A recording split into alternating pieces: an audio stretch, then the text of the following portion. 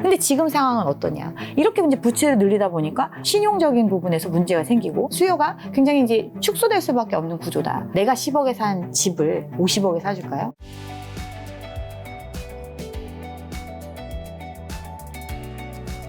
간평사님도 요즘 유튜브 채널 박감사 리얼아이 구독자 11만 명 채널 운영하고 계신데 요즘 부동산 시장이 분위기 장난 아니잖아요. 직접 몸소 느끼실 것 같아요. 어떠세요? 제 채널에 원래 이렇게 안 좋은 댓글이 없었거든요. 근데 요즘 조금 조회수도 올라가고 반대적인 의견을 내시는 댓글이 많이 달리기 시작을 하더라고요. 그만큼 조회수 올라갔다는 건 이제 시장에 대한 관심이 많아졌으니까 그렇죠. 조회수 올라가는데 댓글이 안 좋았다는 거는 어떤 네 말 다 틀렸다. 계속 떨어진다고 하더니. 오늘 뭐 자세한 이야기 했지만 입장을 바꾸실 생각 있나요? 저는 없죠. 알겠습니다. 일단 그 이야기 한번 자세히 한번 들어보도록 하겠습니다. 자, 이재명 대통령 취임한 지 이제 3주 정도 지났는데 집값에 어떤 변화 요소가 있다고 보시나요? 일단 기본적으로 기대치가 많이 상승하고 있는 시장.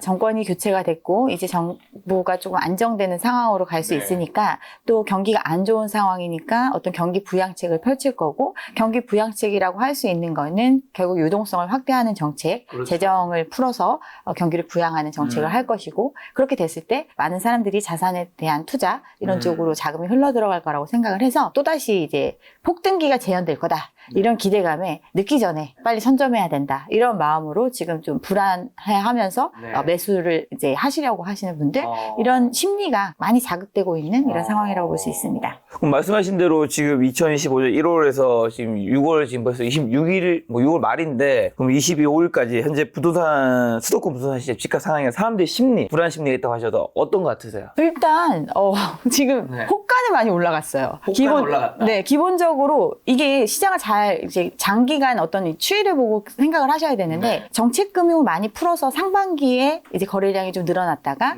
금융이 닫히면서 하반기에 소강 상태로 빠지는 현상 이런 게 이제 반복적으로 이루어졌었거든요. 그렇죠. 근데 이제 정부가 부양할 수 있는 어떤 정책적으로 부양할 수 있는 자금의 한계라는 것이 있고 또 우리 지금 경제 상황상 가계부채 한계 상황이라는 이 현실적인 문제가 있기 때문에 부채 폭을 계속해서 확대하기는 굉장히 어려운 상황임에도 불구하고 사람들이 이제 지금 이제 또 기대치가 높아지다 보니까 이제 그리고 아직은 상반기였잖아요. 그러니까 대출을 활용할 수 있는 부분이 있었고 또 이제 앞으로 경기 침체 국면 때문에 기준금리를 낮추고 이제 적용받는 금리가 낮아질 거다라는 기대감이 있기 때문에 대출을 최대한 활용을 해가지고 이제 시장에 참여하려고 하는 현상, 어떤 과열 조짐이 보이고 있는 이런 상황인데 사실 이것도 어떻게 보면 그렇게 크게 자극될 수 있었던 건 아니었는데 3월에 이제 토지거래 허가제 해제 해프닝이 있었잖아요. 네. 거래를 하기에는 너무나 이제 높은 금액이고 과거에 비해서는 대출을 더 많이 끌었을 수 없는 환경이기 때문에 자금 마련에 있어서 굉장히 어렵고 그렇게 돼서 이제 거래가 잘 이루어지지 않는 상황이 좀 지속이 되면서 가격이 조정되는 이런 시장으로 자연스럽게 흘러가야 됐었는데 그때 토지거래 허가제를 해제했던 명분이 그거였거든요. 앞으로 집값 상승에 대한 이런 동력이 좀 약하기도 하고 집값이 어느 정도 안정되는 이 국면에서 과도한 재산권의 제한이라고 보여지는 이 토지거래 허가제를 그래서 해제하겠다. 이렇게 어떻게 보면 정책적으로 판단을 해서 발표를 했더니 이제 이 시장을 겪은 사람들이 이 기회를 가져야 되겠다 이렇게 생각하시는 분들이 있었던 것 같아요. 예를 들면 지방 같은 경우는 지금도 회복이 안 되고 있잖아요. 그렇죠. 꽤나 오랜 시간 침체를 겪고 있고 기존에 이제 신축에 대한 선호 때문에 신축 분양을 받으면 프리미엄을 얻을 수 있고 그렇게 해서 분양을 받고 잔금까지 치르는 상황까지 오신 분들이 있는데 막상 이제 실제 집이 돼서 돌아왔을 때 그 가격을 유지하지 못하는 모습 또 기축의 가격이 많이 빠지고 아예 매매도 안 되고 거래도 안 되는 상황을 꽤나 오랜 시간 겪었단 말이에요. 지방에서 시작된 것들이 이제 수도권 일부 또 서울의 외곽 지역 노도강에 한참 연끌이 많이 들어갔던 지역들 뭐 송도 이런 곳들 같은 경우는 이미 반토막이 났잖아요. 그리고 그 반토막에서 아직도 거래가 확 살아나는 현상이 벌어지지 않는 결국 시장이 침체됐을 때 이 하방을 지지하는 게 굉장히 약하다라는 걸 체감을 한 거예요. 그런데 이런 상황에서 서울의 똘똘한 한 채는 여전히 더 올라간다 이런 믿음이 생겼으니까 토지거래 허가제가 해제가 됐을 때 이제 갭 투자가 가능한 구조로 바뀌니까 돈이 있는 사람들은 지방에서 지방에 이런 물건 갖고 있어봤자 안 되니까 나는 그리고 여력도 있고 나중에 내 자식한테 물려주더라도 이 똘똘한 한 채를 내가 지금이라도 들어갈 수 있을 때 사두면 굉장히 큰 부를 이룰 수 있을 것이다. 또는 지금의 자산을 지킬 수 있을 것이다. 이런 믿음으로 이제 일부 수요가 유입이 됐었는데 그렇다 보니까 안 팔리던 집들이 팔린 거잖아요. 그럼 팔렸는데 팔리고 나니까 이 가격에 팔리네? 나는 더 비싸게 팔 거야. 호가는 올라가고. 그럼 호가가 올라가니까 지방에서 매입을 하시려고 하셨던 분들은 더 마음이 불안해지고 패닉이 되겠죠. 더 빨리 사야 되겠다. 그런 식으로 이제 과열 조짐이 나타나니까 바로 또 이제 해제를 했잖아요. 이런 시장의 어떤 충격? 어떻게 보면 그동안 잠잠했던 시장에 어떤 돌이 던져지니까. 그렇죠. 그래서 다시 묶었죠. 그래서 바로 묶였지만 그 묶인 후가가 묶이고 나서 이제 이미 그 사이에 거래를 체결하고 이제 시간이 좀 지나가면서 그 사이에 이제 후속적으로 이루어졌던 거래들이 있었을 거 아니에요.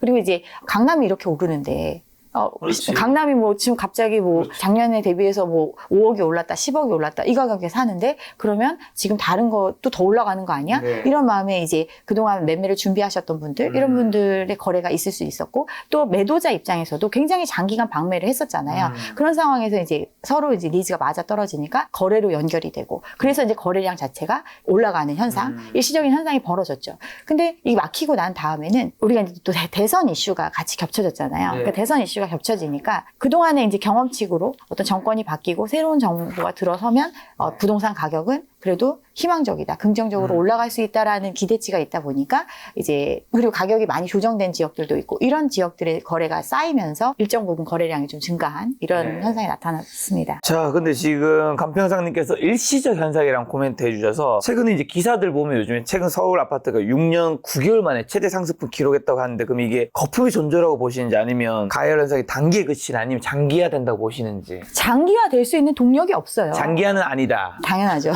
일시적인 현상이라고 생각을 하고 그리고 실질적으로 우리가 구매력이 뒷받침되지 않은 상황에서 어떻게 보면 심리가 굉장히 자극된 상태. 예, 이런 시장이라고 저는 생각을 하기 때문에 근데 그 심리를 지지시켜줄 수 있는 거는 결국 현실이거든요.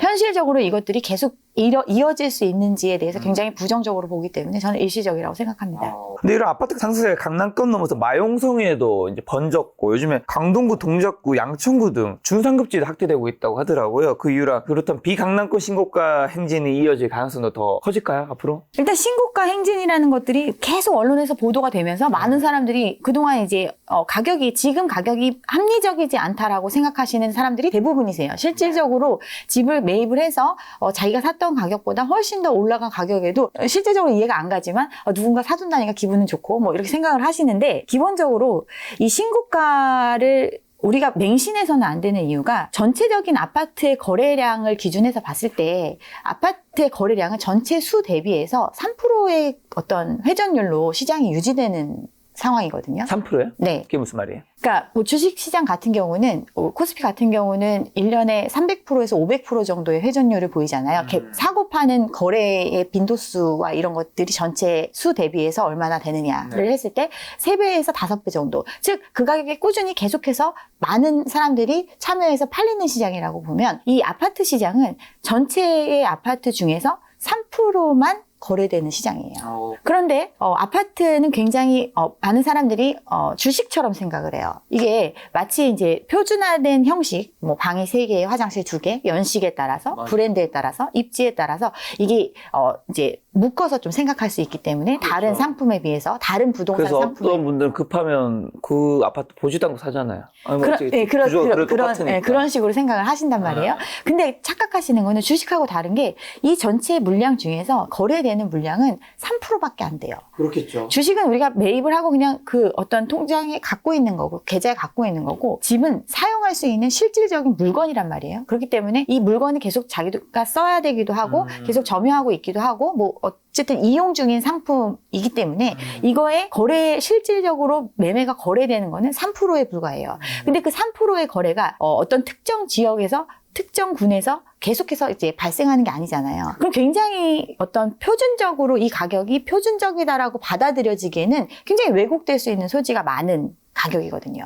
근데 언론에서는 그 중에서도 가장 높은 신고가에 대한 거래를 이건 누구도 알 수 없는 거거든요. 그냥 일반인들은 관심이 없으면 거기 아파트가 팔렸는지 안 팔렸는지 일일이 찾아보지 않으면 알 수 없잖아요. 근데 그 중에서 어떤 거래는 저가, 남들이 별로 관심 없는 지역에서는 훨씬 더 많이 빠진 금액이 거래가 된 케이스도 있는데 그런 케이스들은 보도되지 않고 오히려 그냥 강남에 지금 뭐 지방에서도 다 알고 있는 뭐 아리팍이었죠, 처음엔. 근데 아리팍, 그쵸. 아리팍도 이제 10년이 넘어갔잖아요. 왔잖아요. 너무 오래되다 보니까 이제 대표하는 아파트로 칭해지기가 어려운 거예요. 요즘 이제 언론에서 많이 나오는 신고가는 대부분이 원베일리거든요. 이렇게 이제 넘어가고 있는 상황이거든요. 그 정도로 특정 지역을 집중적으로 조명해서 보여주게 되면 이 시장 자체가 그냥 왜곡될 수 있는 거에 그런 소지가 있음에도 불구하고 많은 사람들이 언론을 통해서 이런 신고가 기사를 접하고 그 가격이 마치 이 시장에서 전부 다 받아들여질 수 있는 가격이라는 이런 어떤 잘못된 판단을 가지고 시장에 접근하니까 아 이거에 비해서 다른 거는 이건 지금 싼 거다. 근데 그 전에 거래가 하나도 없었을 거 아니에요.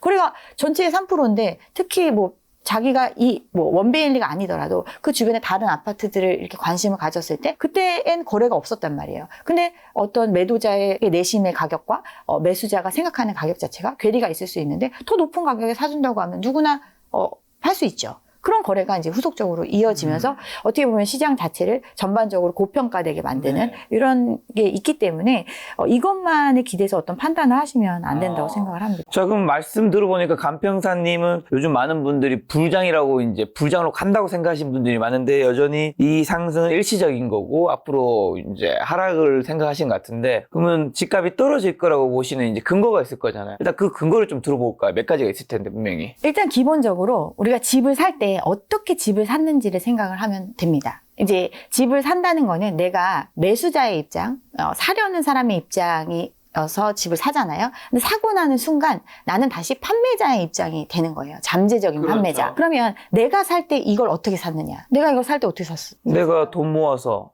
대출 받아서 모은 돈으로는 살 수가 없죠. 그렇죠. 모은 돈 플러스 대출을 활용해서 샀단 말이에요. 그럼 그 대출은 어떻게 받았었느냐? 과거에 대출을 받았던 형태는 내가 얼마를 벌든 간에 상관없이 이 집값이 얼마인지 비교해서 얼만큼 빌렸을 수 있는 구조였어요.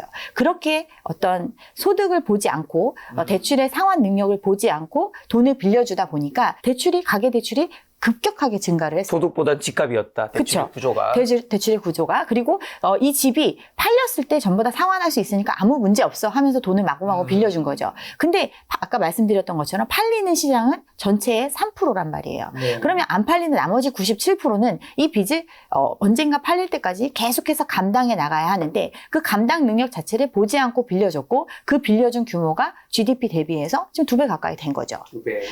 가계부채가 2014년도에 1,000조를 넘었다고 했을 때도 이게 우리 소득 수준에 비교해 봤을 때는 너무 과도하다라고 얘기를 했었던 시장이었어요. 2014년도에. 근데 2024년도에 그 규모가 1,900조 거의 이제 2배 가까이 늘어났죠. 2024년에 네. 1,900조. 2,000조 가까이 가계부채가 규모가 증가를 했어요. 네. 그만큼 어떤 가계부채가 근데 왜 늘었느냐? 원인의 대부분은 주담대. 집을 사기 위해서 사람들이 대출을 받은 거죠. 대부분 사람들이 빚을 지는 이유가 사업을 하지 않는 이상 내가 뭔가 큰 물건을 사는데 빚을 지잖아요. 그게 집이죠. 그게 뭐 귀금속이겠어요. 그쵸. 일반적으로는 아니지. 그렇기 때문에 대부분의 빚이 늘어난 게 집을 사기 위해서 늘어났고 그 규모가 이제 2배 가까이 늘어난 상태고 또 이거 외에도 예전에는 전세자금에 관해서는 자본의 성격이 강했어요. 그러니까 집을 사기 전 단계로 돈을 모으는 축적의 과정. 내가 전세집 1억 전셋집에 살다가 돈이 좀 모이면 1억 5천짜리로 옮겨가고 뭐 2억짜리로 옮겨가고 그래서 어느 정도 가격이 되고 내가 살만한 위치고 내가 필요로 한 집이라고 생각을 했을 때 조금 무리를 해서 즉 대출을 껴서 집을 사는 형태 이렇게 어떤 집을 매매로 넘어가기 어떤 중간 단계적인 역할 그게 이제 전세금이었고 자본의 성격이 충실했던 거였거든요. 근데 이거에 대해서 대출을 굉장히 많이 해줬어요. 그게 200조가 넘어가거든요. 전세 보증금이라는 것도 그리고 집을 매입하는 사람 입장에서도 이 전세 보증금을 끼고 매입하는 경우가 있잖아요. 그럼 이건 레버리지잖아요. 그만큼 타인의 돈을 빌려서 이 집을 산 거란 말이에요. 그런 어떤 민간 사금융이라고 할 수 있는 전세금의 규모가 1,000조가 됐어요. 지금 이것도 빚인 거죠. 근데 그렇지만 우리가 이제 빚 상환에 대해서는 이제 논외로 되어 있는 규모의 어떤 빚이 있는 거죠. 여기에 우리나라 대부분 국민이 자영업자잖아요. 그러니까 자영업자 대출도 가계랑 동일시되는 대출이라고 볼 수 있는데 이 자영업자 대출의 규모가 1,000조가 됐어요. 그리고 자영업자의 비중 중에 임대업 부동산의 비중이 40%가 넘어가요. 즉 부동산을 구입하기 위해 우리가 이제 15억 초과 주택에 대해서 어떤 대출이 금지됐던 시기에도 임대사업자를 설립을 해가지고 아니면 주택에 대한 대출을 우회적으로 많이 대출을 끌었었잖아요. 즉 지금 불장이라고 해서 올라간 금액 이전에 더 자기가 낮은 금액에 참여했던 사람들 그들이 참여했을 때 끌어들인 빚이 지금 이만큼이 있는 거예요. 근데 그러면 이 가격을 그대로 내가 누군가가 사주려면 그만큼을 끌어낼 수 있어야 되잖아요. 근데 지금 상황은 어떠냐? 이렇게 이제 부채를 늘리다 보니까 어떻게 보면 신용적인 부분에서 문제가 생기고 연체가 지금 늘어나고 있고 건전성에 대한 부분, 국가 신인도에 대한 부분들에 대해서 굉장히 지금 의심을 받고 있는 상황이잖아요. 아, 너네 그만큼의 부채 감당 못할 거야. 이렇게 지금 보고 있잖아요. 네. 그 가계부채 문제에 대해서 그래서 정부 차원에서 계속 관리를 해야 된다고 관리 기조를 강화하고 있는 거고 또 최근에 부채가 늘어났을 때도 오죽하면 5대 은행 부행장들 다 모아놓고 너네 6조밖에 안 늘어났거든요. 네. 6조 늘어난 거 이거 지금 왜 이렇게 많이 늘어났냐고 자체적으로 관리해라 이런 정도로 부채 한계 상황이거든요. 네. 그러면 추가적으로 그럼 내가 이제 이걸 매매를 하려면 누군가 소득이 그러면 과거 내가 샀을 때보다 다른 사람들이 엄청나게 올라갔던가. 뭐 엄청 올라간 시대는 아니죠, 지금. 그렇죠. 그러면 대출을 내가 샀던 것만큼 그 가격을 빼주려면 그만큼 대출을 끌어내거나 이거잖아요. 근데 그만큼 대출을 끌어낼 수가 없잖아요. 그런데 우리는 그만큼 대출보다 더 많은 금액을 누군가 끌어와가지고 이 집을 사줄 거라고 기대하고 있는 시장이거든요. 그러니까 거래가 많을 수가 없는 거죠. 어떻게 보면 집에 갇힌 거라고 볼 수 있는 거죠. 그러면 지금 가장 큰 문제는 부채, 그 안에서 가계대출, 뭐 전세 레버리지, 자영업자 대출 크게 세 가지 말씀해 주셨는데 또 급하게 또 집값이 떨어질 거라고 보시는 이유가 있는 건가요? 이게 우리가 사람들이 많이 기대하는 게 수요가 계속 많다라고 생각을 하는 거예요. 공급은 부족하고. 근데 수요와 공급에 있어서 공급은 항상 상대적인 개념이에요. 살려는 사람이 없으면 공급이 조금만 돼도 엄청 넘쳐나는 게 공급이고 지금 그게 지방의 미분양으로 나타나고 있잖아요. 지방에 실질적으로 그러니까 집이라는 재화가 주는 그 궁극적인 효용이 뭐냐면 누군가 사는 거거든요. 그럼 최종적인 소비자는 거기에 살 사람이에요. 그 살 사람의 없는 시장에 공급이 된 거예요. 잘 팔린다고 하니까. 너무 많은 거죠. 그래서 그게 안 팔리고 쌓여있고 그게 문제화되고 있잖아요. 근데 우리가 이제 지방도 그럼 뭐 계속 이랬었던 거 아니잖아요. 부동산 하락기에 지방에 뭐 아파트 사면은 피 받고 팔 수 있다. 풍선 효과 이야기하면서 여기는 대출도 되고 내가 계약금만 치르면 나중에 프리미엄을 얻을 수 있는 이런 구조라고 해서 많은 사람들이 투자를 했고 실질적으로 초기에 치고 빠진 사람들은 돈을 벌기도 했었고 뭐 이런 시장이었잖아요. 이렇게 수요와 공급은 상대적인 개념이거든요. 그러면 수요가 그럼 어떨 때 자극이 되느냐. 내가 사람 수도 중요하죠. 일단. 그러니까 집을 살려는 사람 수가 많아야 되겠죠. 근데 인구는 지금 구조적으로 굉장히 큰 변화를 겪고 있잖아요. 인구의 구조적인 변화가 주는 게 굉장히 큰 이슈인데 사람들이 이제 간과하는 거죠. 그리고 시장에 참여했던 어떤 뜨거웠던 시장에 그러면 어떤 수요가 참여했는지를 보면 예전에 우리는 이제 집을 살려면 엄청 비싼 거니까 돈을 어느 정도 모은 다음에 대출을 활용해서 집을 사야 되는데 이 모으는 시간에 갖지 않은 사람들마저 다 뛰어든 시장이에요. 그게 영끌이잖아요. 아직 준비가 되지 않은 사람들이 최대한의 대출을 그 소득으로 축적한 부분에서 모자란 부분을 더 대출로 끌어가지고 집을 사는 수요로 참여를 했어요. 아까 말씀드렸다시피 집을 사면 이 사람은 더 이상 수요자라기보다는 판매자예요. 공급자로 바뀌었어요.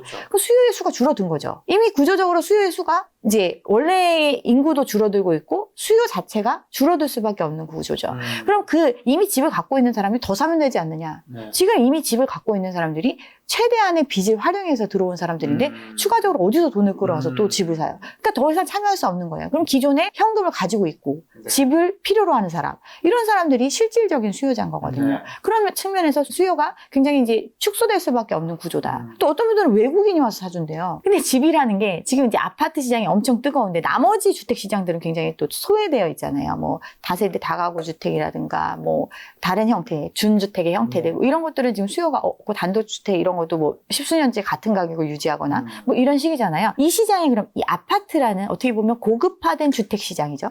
그 주택의 유형 중에서 이 시장에 참여할 수 있는 수요는 더더욱 없는 거예요. 그리고 이미 집을 갖고 있는 사람들이 다 판매자로 돌아선다고 말씀을 드렸잖아요. 판매자로 돌아선다는 거 왜 그러냐? 이 집밖에 없거든요. 우리나라 사람들. 전체 자산의 한 70%가? 그렇죠. 자산의 70%가 부동산인데 이 자산, 그러니까 자기가 계속해서 근로소득을 통해서 노동을 통해서 돈을 현금 흐름을 창출할 수 있는 구조라면 이 집을 팔 일이 없겠죠. 근데 대부분의 인구가 늙어가고 있어요. 더 이상 노동을 하기 힘든 구조라는 거죠. 노동을 하기 힘든데 부양해야 되는 사람은 많은. 그러면 쓸 돈을 마련할 방법은 갖고 있는 자산을 처분하는 방법밖에 없죠. 즉 수요의 측면이라기보다는 공급의 측면이 더 늘어나는 모습이 나타나는 거죠. 그리고 물리적인 공급 자체도 계속해서 이루어지고 있죠. 공급 부족 이슈를 워낙 많이 얘기를 했고 공급이 부족하니까 먼저 집을 분양받아야 된다, 집을 사야 된다. 이렇게 시장이 과열이 됐었던 건데 그렇다고 해서 공급이 멈추지는 않았잖아요. 계속 공급은 물리적인 주택의 수는 그리고 사람들이 선호한다는 양호한 형태의 아파트 형태의 주택이 많이 공급된 수년간 공급된 시장이기 때문에 수요 공급 측면에 있어서도 가격이 올라갈 이유가 없는 거죠. 근데 여기서 궁금한 거는 저는 이제 뭐 강패사님 말씀드리면서 공감이 가는데 10년, 20년, 30년 장기로 봤을 때는 그럴 것 같은데 2, 3년, 뭐 5년 내에 사람들이 인구가 갑자기 우리가 5천만 인구가 갑자기 4천만 되고 3천만 되는 건 아니니까 이게 시장에 미치는 영향이 장기보다는 단기에는 좀 작을 수 있잖아요. 인구의 구조적인 문제는 전반적인 시장 자체의 어떤 변화가 그런 방향으로 간다라는 거고 그러면 지금 단기적으로 봤을 때는 아까 말씀드린 것처럼 너무 과열됐던 시장 뭐 한 달에 서울의 아파트가 15,000건씩 거래되던 시장 그게 이제 영끌이 한참이던 시기에 있었던 일이잖아요. 그만큼 어떤 시장에 참여할 수 있는 조그마한 여지가 있었던 사람들이 다 와버린 시장이었잖아요. 그런 과정을 거쳤어요. 그럼 그들이 또 살 수 있냐 이거예요. 그러면 결국에는 이제 더 어린 애들 지금 얼마 안 되는 애기들, 걔네들이 커가지고 이 애들의 부모가 이제 집을 더 사줄 수 있는 정도의 자산이 있거나 뭐 이렇게 돼서 수요가 이제 있어져야지 뭔가 매매가 될 거 아니에요. 결국에는 지금 말씀하신 것처럼 단기적으로는 그러면 가격이 유지되지 않을까 이렇게 말씀을 하시는데 단기적으로 사줄 수요가 누가 있을까요? 그러니까 지금 집을 사면 사람들이 생각하는 게 뭐 단기적으로는 더 오르니까 뭐 나 치고 빠지면 될 거야 이렇게 생각을 하는데 이거 주식시장하고 똑같은 거예요. 주식은 그나마 아까 말씀드렸던 것처럼 1년에 300배, 500배 치고 빠질 틈이라도 있지. 집은 3%예요. 100채 중에 3채가 팔리는 시장이란 말이에요. 그 100채 중에 3채가 팔리는 시장에서 내가 뭐 세금 문제도 있고 어떤 자금 운영의 문제도 있고 여러 가지 문제가 걸려있는 굉장히 무거운 자산인 부동산을 치고 빠질 수 있다? 이렇게 착각하고 있는 거죠, 어떻게 보면. 근데 많은 분들이 지금 전문가들도 얘기하시는 게 이 집값 상승이 전국적인 집값 상승을 얘기하기보다는 예를 들면 지방과 서울이 있으면 지방은 많이 오르지 않거나 침체되어 있고 서울이 더 오르고 그다음에 수도권과 이제 뭐 인천과 그 안에서 경기가 서울이 있으면 그 중에서 서울에서도 외곽과 안에가 있어요. 핵심지 이렇게 얘기 많이 하잖아요. 이 핵심지 쪽으로 다 갈수록 더 오른다. 그러니까 이제 말씀하신 아까 3%밖에 이제 수요도 줄어들고 한다고 하지만 전국에 있는 수요가 요즘에는 좀 핵심지로 다 몰려가는 경향이 있잖아요. 그런 거는 그곳의 집값이 오르기에는 충분한 수요가 되지 않을까요? 어떤 부동산은 그렇게 말씀하신 것처럼 지역성이라는 게 있고 특정 지역의 어떤 공급을 확 늘리기가 어렵기 때문에 그 지역에 특정 수요가 몰리면 거긴 과열될 수 있지 않느냐. 그렇게 이제 생각을 하는 건데 맞아요. 그건 기본적으로 맞는 말씀이세요. 근데 지금 이제 그러면 왜 그럼 서울만 그러냐. 서울은 지금 다른 지역들은 초토화되는 모습을 이미 겪었고 맞아. 그러니까 여기는 그래도 마치 안전자산, 금처럼 생각을 하는 역시 서울이구나. 역시 서울이구나. 또 강남 3구구나. 그렇죠. 그리고 여기는 금이다, 금. 금이다. 금과 지방에서도 같다. 이제 금 모아가지고 이제 서울 가자. 아니, 그러니까 집을 사면 금을 사는 것과 같은 안전자산이다라는 생각을 하는 거죠. 그러면서 이거는 우리 같은 내가 지금 이렇게 영끌에서 그러니까 영끌을 한다는 의미가 뭐냐면 어느 정도 소득이 되면서도 자기 자산 뭐 몇 억 모은 게 있으면 그것까지 다 투입을 해서 지금 말하는 30억의 집을 사면 이게 50억이 될 거고 100억이 될 거다라고 생각을 하는 거잖아요, 지금 시장이. 착각하는 게 부자가 그러면 사줘야 되잖아요. 그렇죠. 나 말고 나랑 똑같은 사람 말고 나는 지금 영끌에서 막 힘들게 이자 내고 있지만 그게 아니라 척척척 살 수 있는 사람. 나보다 더 부자. 나보다 더 부자가 어디 있느냐. 나보다 더 부자가 다 어디 살겠어요. 서울의 75%, 서울 경기 수도권의 75%가 살고 있고 나머지가 이제 지방에 살고 계시거든요. 그러면 그 서울에 있는 사람, 그 부자의 자산 구성을 보면 이들이 무엇을 갖고 있느냐. 거주용 부동산, 주거용 부동산, 상업용 부동산, 업무용 부동산. 이걸 갖고 있어요. 사줄 여력이 없다는 거군요. 아니, 그럼 이 사람은 이 갖고 있는 거주용 부동산에 어떤 걸 가지고 있을까요? 부자가. 좋은 데 갖고 있겠죠. 그렇죠. 지금 사람들이 말하는 똘똘한 한 채를 가지고 있을 확률이 매우 높죠. 그러면 이 사람은 30억에 샀을까요? 50억에 샀을까요? 예전에 10억 할 때 샀겠죠. 아니면 더 그 이전부터 전통적으로 그냥 거기 살았던 사람이겠죠. 그럼 그런 사람이 이걸 50억에 사줄까요? 70억에 사줄까요? 네. 지금 뭐 돈 복사라 그러잖아요. 주식시장 요즘에. 네.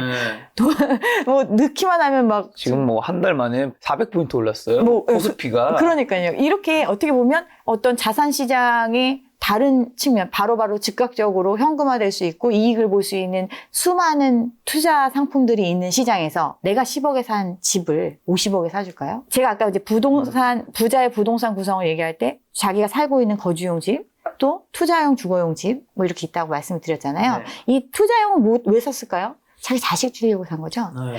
이미 다 준비되어 있는 사람들, 이미 나보다 훨씬 저점에 들어와서 이미 갖고 있어요, 이 사람들이. 근데 지금 30억에 사고 뭐 50억에 사는 사람들, 그런 사람들 지금 아니면 그런 걸 염두에 두고 있는 사람들, 그 사람들은 이 사람들이 또 사줄 거라고 생각하고 들어오는 거거든요. 네. 그리고 이 거래가 빈번할 수 있느냐를 생각을 해보면 이제 또 다른 문제인 거죠. 아무리 강남 상구라도 수요가 없다 말씀하신 거죠. 그리고 강남 줄어든다. 상구에 예전에는 강남 상구에 아파트, 또 신축의 아파트, 네. 고급화된 이런 게 별로 없었잖아요. 네. 다 재건축의 대상이었잖아요. 근데 그 재건축의 대상이었던 아파트들이 다 우리 단지가 최고야라는 모든 하이엔드 어떤 시설들을 갖춘 채 시장에 예전의 집보다 더 많은 수로 나와 있어요. 그런데 거기서 끝이 아니죠.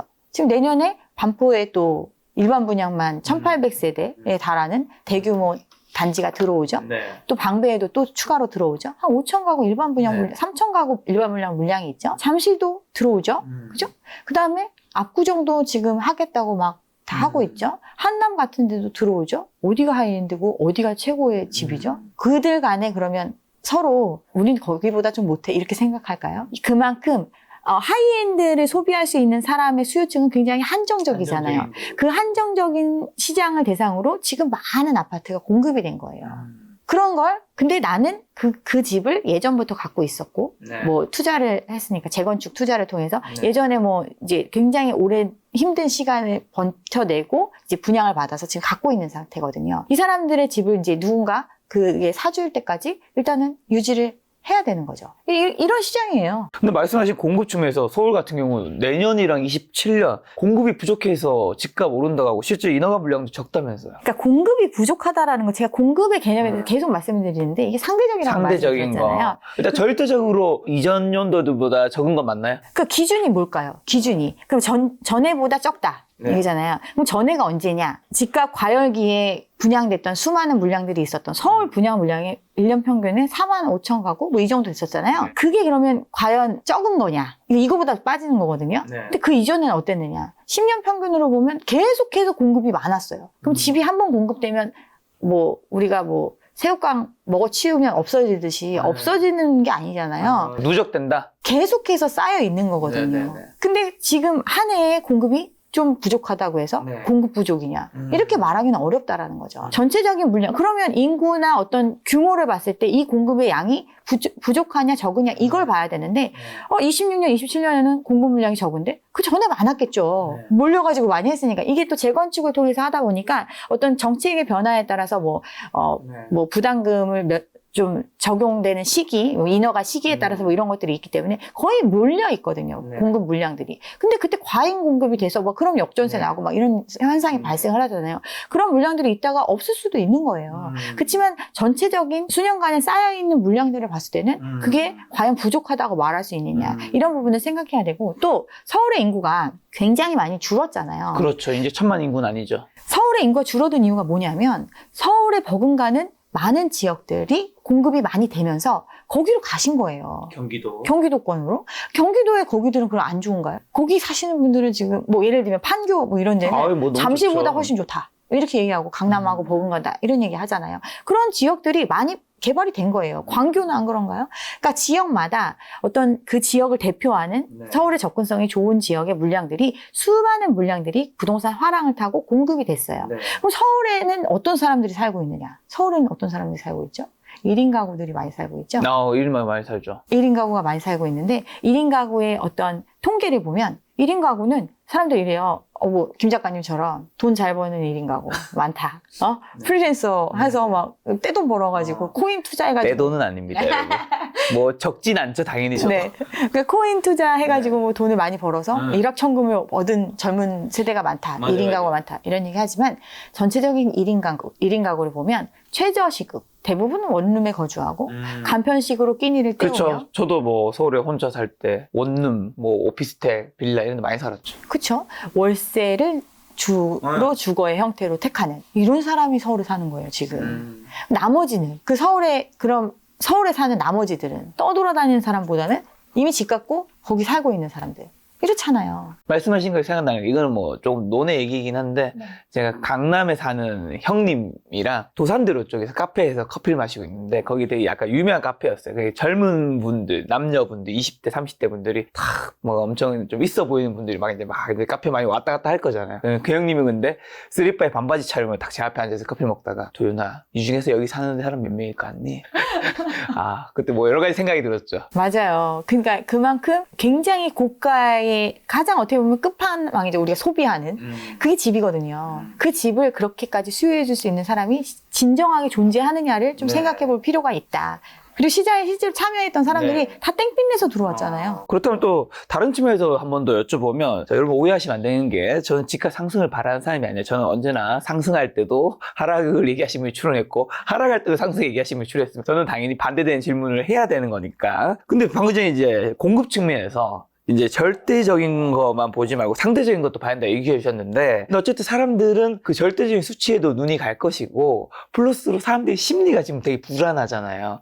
요 두 개가 만나면 요런 것들이 상승세가 좀 더 이어질 가능성이 있지 않을까. 막 전문가들이 집값 내년에 내 부동산 지어지는 거 서울에 없다. 지금 계속 줄어든다. 근데 이 전문가 인터뷰 좀 덜 했으면 좋겠는 게 이 전문가 얘기하면 대부분 그러니까 하락할 때도 올라갈 때도 항상 전망은 오른다예요. 그건 기사를 찾아보시면 나올 거예요. 연도별로 그 연말쯤 해가지고 전문가 전망 이런 거 찾아보시면 다 오른다고 해요. 그냥 기본적으로 다 오른다고 해요. 그 오른다는 그러니까 심리가 지금 근데 그런 어떤 지금의 상황은 심리가 정말 또 과열되고 있는 상황이거든요. 그래서 저도 얼마 전에 이제 만난 분들 이제 개발하시는 분들이랑 이렇게 만났는데 디벨로퍼들? 네, 그리고 이제 뭐 이제 금융하시는 분들하고도 또 이제 얘기를 해봤는데 아니 어디 40억 팔렸대 뭐 이러면서 이제 강남은 이제 넘사벽이 될 것 같아. 그러면서 막 기대감이 엄청 높은 거예요. 그리고 막 어떤 또 회장님이 이제 제조업이 우리나라 굉장히 안 좋잖아요. 그러니까 이제 제조업 그리고 힘들고 그러니까 그거를 자식한테 물려주고 싶은데 자식은 이미 돈을 많이 벌면서 애를 키워놨으니까 나름의 이제 큰 기업 다니고 또는 이제 전문직 하고 이러니까 이 제조업을 물려받을 생각이 없는 거예요. 그러니까 이거를 이제 정리를 하고 싶은 거예요. 처분하고 강남 3구의 집을? 그래서 이걸 처분하고 압구정에 아파트를 하나 살까? 뭐 이런 생각을 하시는 거예요. 그만큼 어떻게 보면 우리나라의 성장 동력은 지금 다 사라져 가고 있고 사람들이 평생의 어떤 노력을 통해서 무언가 돈을 벌 수 있는 시장이 아니다라고 생각하고 그냥 자산 시장에만 지금 올인하고 있는 이런 형태거든요. 또 한 예로 이건 이제 인터뷰에 이런 얘기 해도 되나요? 어떤 분이 이제 좀 젊은 분이죠. 두 부부가 뭐 소득이 뭐 한 1억 좀 넘게 되는. 둘이 합쳐서? 네, 뭐 그냥 중간 정도 사시는 거죠. 그 정도면. 서울에서는? 네네. 그런데 이번에 이제 분양을 하잖아요, 강남에. 뭐 아마 9평형이 뭐 27억에서 28억 정도 기준이 될 거고, 뭐 이것저것 생각하면 30억 정도의 가격으로 아마 분양이 될 건데, 그 금액을 조달을 하기 위해서 이거 받으면 이제 50억, 70억이 될 그치, 거예요. 로또 분양인 거지. 그렇죠. 근데 돈이 있겠어요? 물론 투자를 해서 이제 자기가 집을 사고 팔고 해서 어느 정도 돈을 모은 게 있다. 오케이. 그리고 어쨌든 그래도 20억이 넘게 필요하잖아요. 대출을 쓰더라도. 그러니까 20억은 내가 어떻게든 마련해 보겠다. 나머지 10억에 대해서 시댁에서 한 5억 해줘라. 친정은 그러니까 부족한 부분에 대해서 그러니까 요구를 한 거죠. 요구를 한 거예요.